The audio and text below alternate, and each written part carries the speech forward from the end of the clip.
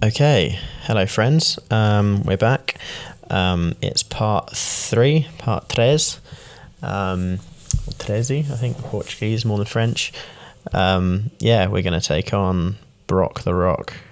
I was thinking about what I said last time about the dates of the things being like the moon landings 1969 or whatever, and it's like how the world would be totally different Pokemon. But what made me think even more than that is that even the calendar, like the AD calendar, is based on the whole Jesus myth, right?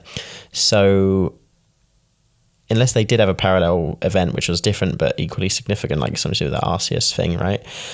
Otherwise, there was a Jesus in the Pokemon universe, and so the idea that he rode into Bethlehem on like a ponytail or something, is weird. The fantastical nature of Jesus doesn't seem as fantastical when you have Pokemon running around. The idea that he turned water into wine. There's probably a Pokemon that can do that. He's not that special. If anything, they'd be like, this guy's fucking weird. He's got Pokemon abilities, he wouldn't be as stand out. So how the fuck would that even work? Society would develop so differently. It blows my mind. So I feel like they've maybe steered away from the real world references. They have the Lieutenant Surge as the Lightning American or something. But I feel like in later installments, even when they're at the place that's modeled on America, I guess they don't talk about it being America as much. I feel like the real world one's kind of tapered off. But even then, if the moon landing was in the 60s and it's now presumably 1999 because, the games are, probably the date is when they came out, and whatever. It still doesn't make sense that they're acting like they've only just really discovered Pokemon and studied them. Oak wants you to go to the Pokedex and find all the Pokemon, but it knows what they are when you find them. So how does it know what they're called? People name things when they find them. It doesn't really make sense. If you just said the Pokedex is for you and I want you to catch them all, that would make more sense. But otherwise, I'm confused. But yeah, whatever. So you can see the whole thing is weird, and I think too much about it, and I need to just let it go and enjoy or not enjoy Pokemon content. The running shoes are cool.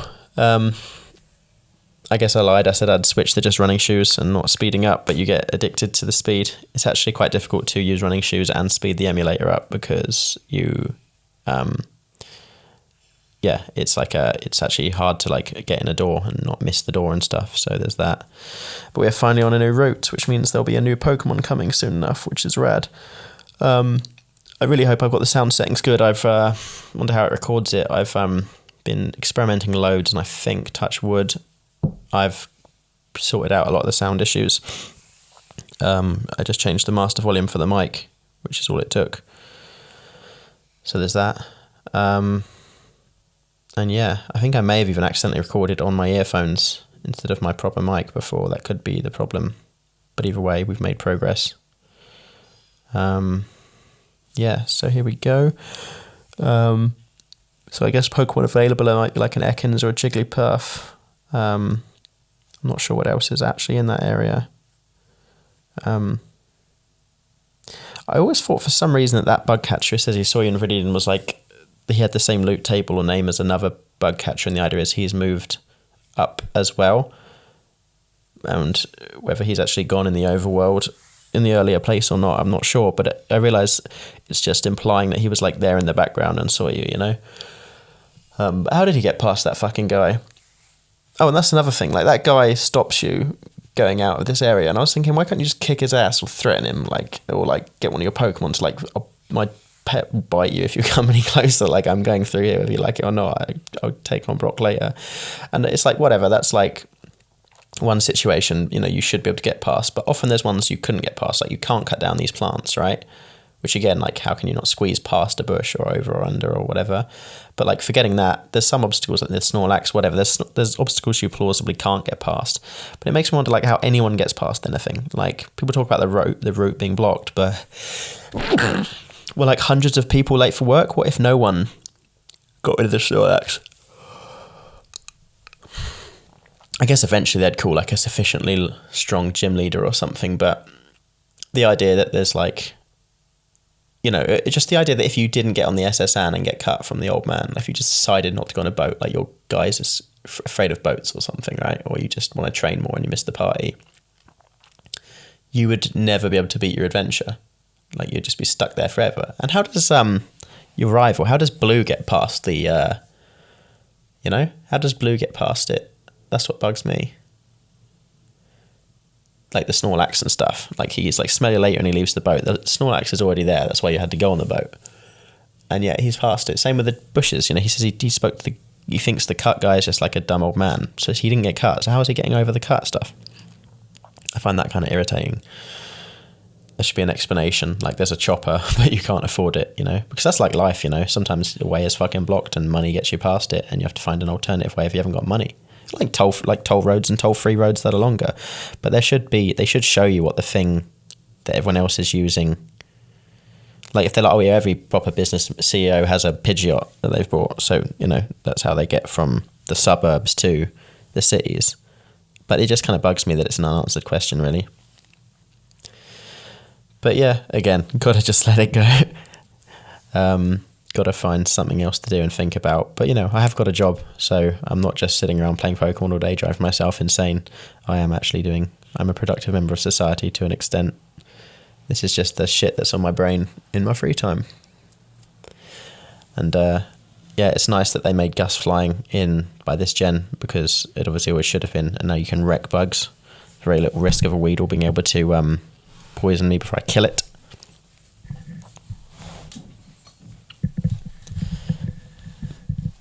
But yeah, trying to get comfortable. Got my mic set up very precariously. I wish I had a mic stand. Might as well wipe this team with Joey, because he won't get too much X from the last ones. And I really want to see that golden Pidgeotto. I forget what level he evolves, but I'm trying to like do it without too much inside knowledge. I guess while we're at it, this is a stretch of battling some simple trainers, right? But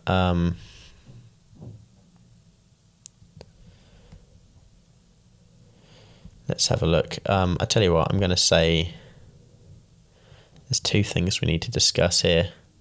The Nuzlocke rules, so you don't think I'm making it up as I go along. Obviously, there's the core rules. Going to nickname them all, sure. No trading and retrading.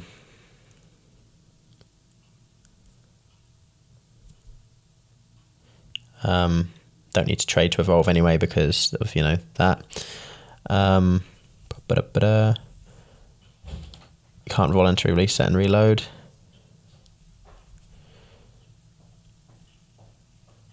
Yep, I'm on set as an optional rule. I'm keeping the starter, obviously.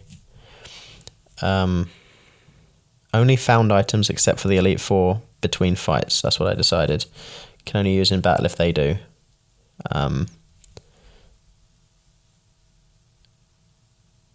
not doing a limited number of Pokemon Center visits. That defeats the point of having a grinding level if you can't actually feasibly grind to it. And like, why would that be a thing in universe or out of universe? I'm absolutely holding held items if I find them. I earned those fucking items. I'm not limiting Pokeballs. That's dumb.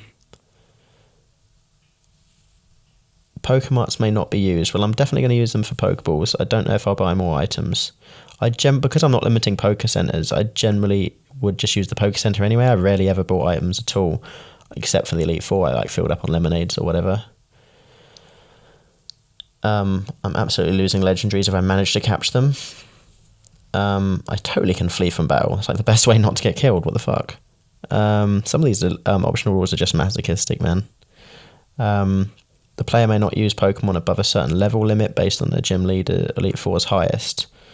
So yeah, that I'm doing that. I'm not letting any of mine get higher than their highest. I'm trying to sort of tether it and proportion it out even more strictly.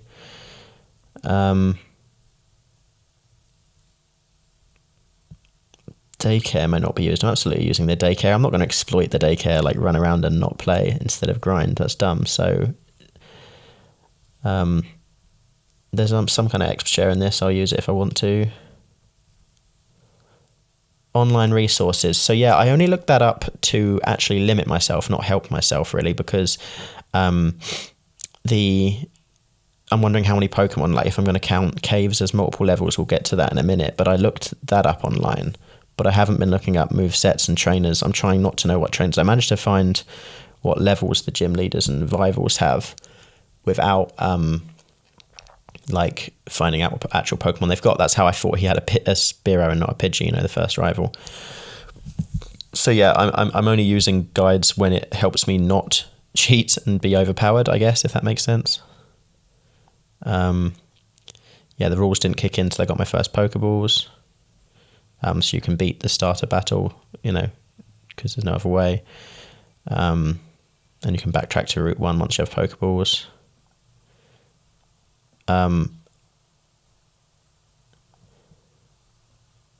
So yeah, no species or dupes clause, where it's just dupes rather than species, like same the Pokeball symbol rather than just the tier, rather than the family. Yeah, and that increases variety. So there's no limit. Cool. But yeah, I also can't keep I can't. If there's 3 Pokemon in an area and one of them I've already got and I encounter that first, I can look for the next one. I can't flee from everything until I get the super rarest one. I've got to get the first one I don't already have. Shiny claws. Shiny Pokemon do not need to be released even if they faint. Yeah, that's fair, but I'm probably not going to use them again if they faint. I'm going to go with the coma rules I was talking about. Yep. I might do a revive from revives mainly if floor, ground drop spawn revives on my team after maybe the Elite Four or something perhaps. Because there's more post game than normal. Normally you only have to beat Elite Four and you're done with the Nuzlocke. So there's that. Are gym badges checkpoints? That's a good question. Am I doing that? I don't know. I don't think so. I mean, again, if I actually lose, I might say, okay, if it's fun, I'll continue. But I'll count it as a loss. I'll cross that bridge when I come to it.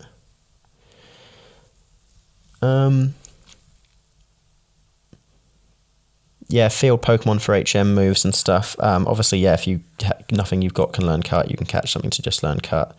That will come up in a minute, actually. First encounter only rule is modified within the Savari zone. 1 encounter may be had for each area, or 1 encounter for the entire zone. So yeah, I'm definitely going 1 capture for the entire area. But given the low capture rate and the flee rate, I'm thinking I get 1 visit to the Savari zone for catching purposes, 30 Safari balls for catching purposes, and I'm allowed to catch up to 1 in each area with the 30 balls, even if the first one flees. Yeah, something like that. So I'm not going to get more than 4 tops. And yeah, there's that.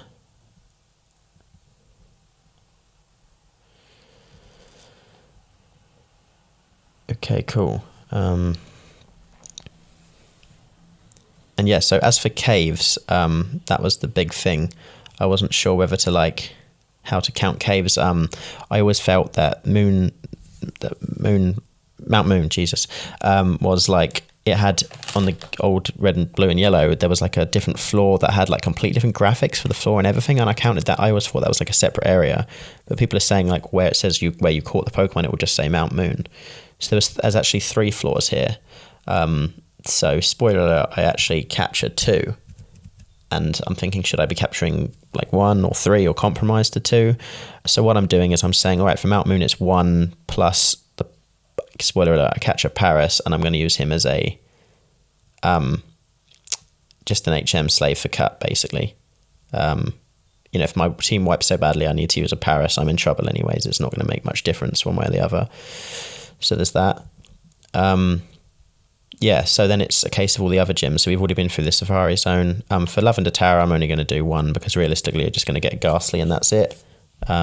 Maybe if I get a Cubone without sort of roaming for it while I'm going up and down on a different floor, maybe I'll get it. Again, it's one more tops.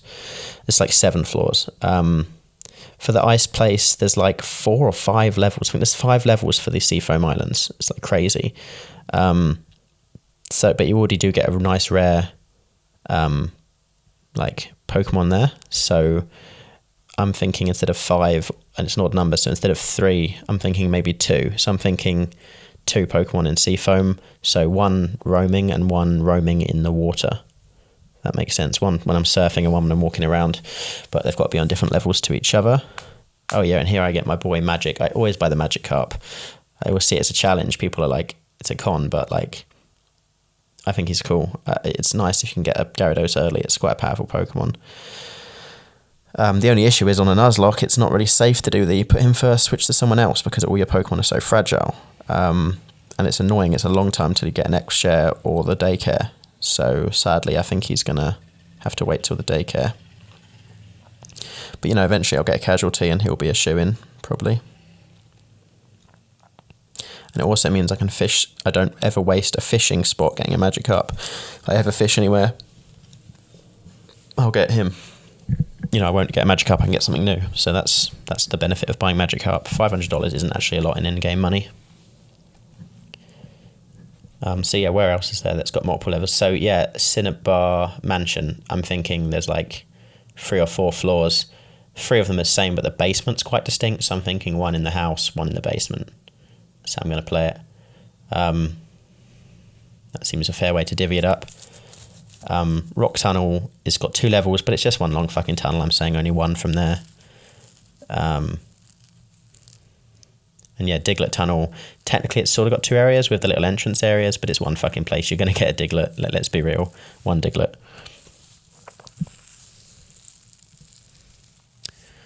So yeah, just stating that as a declaration of intent, so I'm not cheating when I get these varying answers. I think that only really leaves, other than the expansion shit, which I can't remember how many areas they've got, that only really leaves like Victory Road, I think.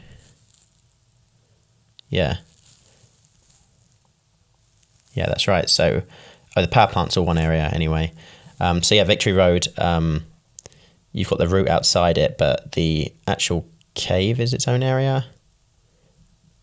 I'll have to get back to you on that one. That's the last one I can't remember off the top of my head, and it's the last one chronologically. We've got ages before we get there. I might even wipe before we get there, and it's a moot point.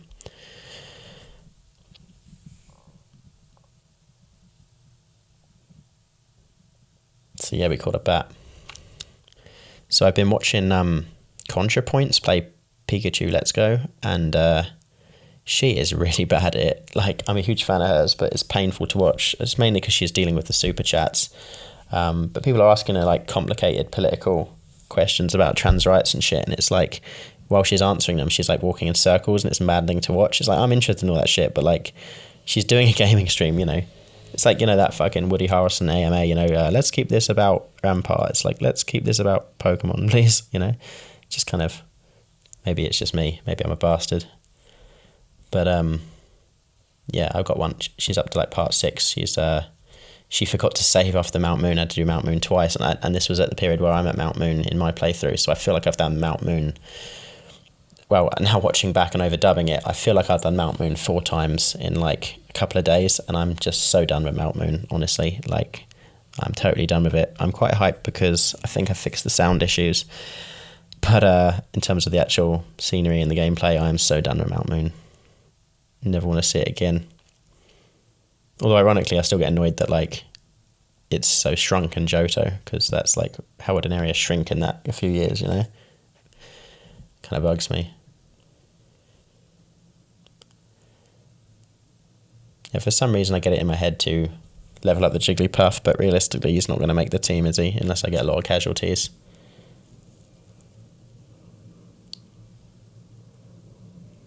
There's no Mew glitch in Fire Red versus regular.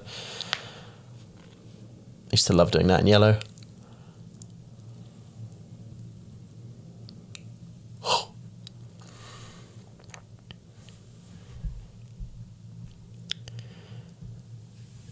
Yes, I think I'm going to keep these episodes to about half an hour. They say 15 minutes is what people are addicted to on YouTube, but you can't really get a lot done then. It's easier to edit all in one go, but longer than half an hour and I'm absolutely going to run out of shit to say and enthusiasm to say it. I'm super tired today. I slept at work instead of at home last night, and the bed was comfier, but it was like a new bed, I guess, and it's just you're not used to it. And I could not sleep. I was up till like 3 in the morning. I had to get up at 8, and then at like 7 I woke up. I had a nightmare and woke up like sweating like crazy. Even though it's been quite cold here, kind of crazy. Wish I'd bought my salty food. Actually, I got these they have these things in Portugal that are like a little bean in like a pod, and you squeeze them out and eat them, and they're in like salty brine, which sounds gross, right? But they're fucking delicious. They're like how you have a bowl of peanuts at a bar. It's kind of like that, but they have these things here, and they're so tasty. I think they're called lupin beans or some shit. They're really good. They're really tasty. So you should try them. But yeah, I guess it would be super annoying for me to eat on mic. It makes like the worst audio.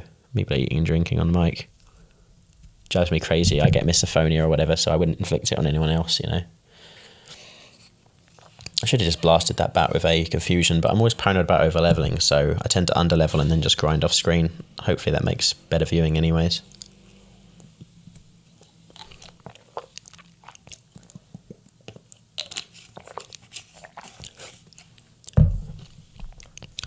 What I've been thinking of doing is I'm worried like it's too quiet other than me talking.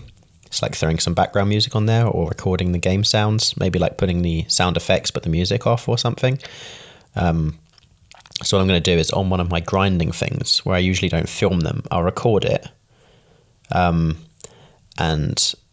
I'll try and fuck around with the sound, and if it messes up and doesn't work right or sounds awful or blurs together, then it won't matter because it's only a grinding sesh. But if it sounds good, then I'll know how to do it for part 4. So that seems like a smart move. So yeah. But I am getting more comfortable talking on the mic, actually. Even like the awkwardness of like the sort of embarrassment of like, is my roommate listening to me? But I don't think they can hear me through the walls, and I don't really care. Like you just get more, it gets more easy as you do it. It's now more a case of actually coming up with something to say rather than being like confident or comfortable to say it. This is definitely good practice for a podcast. I'd recommend anyone do it. It's good video editing as well. I think I finally got there with programs. I realised I think on part 2, I asked, does anyone know any good video software where I can put video and audio together? But like, you're not watching this unless I've already figured that out. You know what I mean? So it's like completely redundant for me to ask in the footage. It's kind of really stupid. It's like, asking, does anyone know how to put a video on YouTube? It's like, if you're seeing that on YouTube, they got there in the end. Such a dummy. Kind of makes me laugh.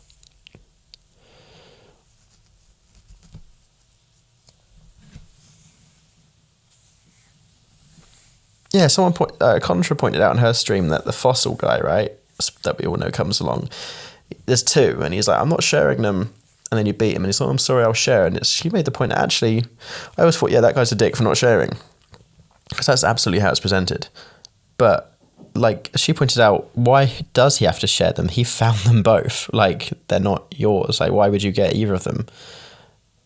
And I like to think you kind of arrived at about the same time, like you were just a second behind him, and there's 2 and one's enough, But like, also, did he discover them? Because they're right on the stairs of like, or the ladder or whatever the fuck to like get out of the area. So there's no real way that like you would find... Like, how has he found them? Has he just been digging? But it's at the top of a ladder. It doesn't. What did he dig down? Like, it logistically doesn't make sense. It's like someone's just gone there for the first time. But how did anyone traverse Mount Moon? Oh, and yeah, this was I was thinking about accessibility and stuff again. How does anyone get from Cerulean to Pallet? Because even if you go through the Diglett tunnel, you need cut. Like, so you can't hop up there because of the ledges. So unless you can fly. But I mean, although it's probably just a game mechanic, yeah, I'm sure it is just a game mechanic, you can't fly somewhere you haven't been before. So how does anyone get to the west side of the country, like, the first time? I guess they could surf. But you have to get through the whole sea foam? You've got to be a pretty badass trainer with a good-ass swimming Pokemon. I guess they just take boats and smaller boats that are kind of off the map. It's kind of crazy. It would have been cool if you could just roam out into the open sea once you get surf, like instead of those weird poles that are just arbitrary barriers. I guess you would just get swallowed by the waves and killed. Even if you had a Pokemon that was like a seafaring Pokemon, it's like giant ass waves. If you're on its back, you're just going to get swept off it, right? Like if you're on a Lapras. I wonder if they've got like a really deep, like Pacific Ocean in the Pokemon world where it's like, because there would be Pokemon there that like, if people can't safely get there, then you couldn't catch them, you know? Like a giant squid, like more than a tentacle. I mean, that's a jellyfish, but like a colossal squid. I guess they have got like Wailord and stuff.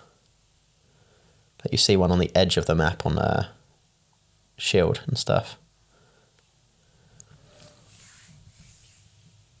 Yeah, Paris's name, I always think of like, because it's like Paris, I always think of it like Paris, the country. So you got like Paris. But like, I always used to call him Pan for some reason. And so I was thinking of calling him Panography. Thought that'd be a good bit. But instead, if Paris is like the city Paris, then I'm going to call him a different city. So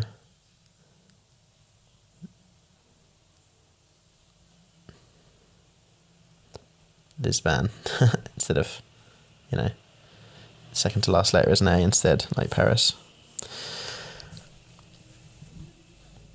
But yeah, he's just going to uncut, I guess. So yeah, I wasn't sure whether to catch like a Geodude or not, to be honest.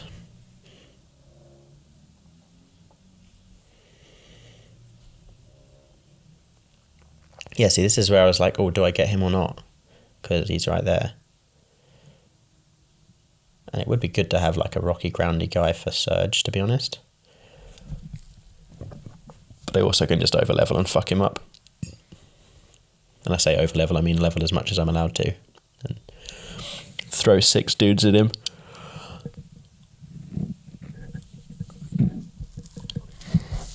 It's weird, I don't want any of my guys to die, but it gets to the point where you feel guilty if you do a Nuzlocke and no one does die, because there's no like tension and stuff, you know?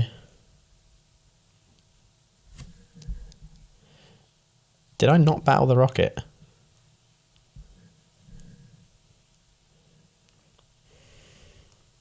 Huh. I feel like I didn't battle that rocket. I feel like I avoided him to get the item and then forgot to battle him.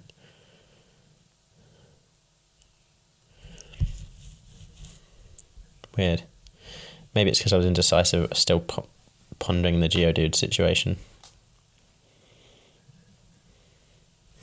In fact, now I've got my list here of the levels.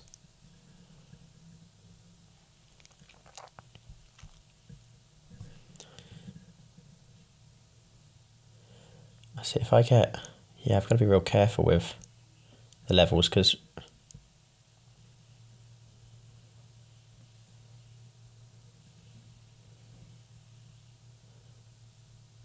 yeah, okay, for Rival 2 on the bridge before Misty. Yeah, that works. So I'll actually be, by not over-leveling for the Rival, I won't be over-leveling for Misty. And I have a frame of reference for the others, so this is all good. See how it goes. Rival's starting to have more Pokemon too, which is good.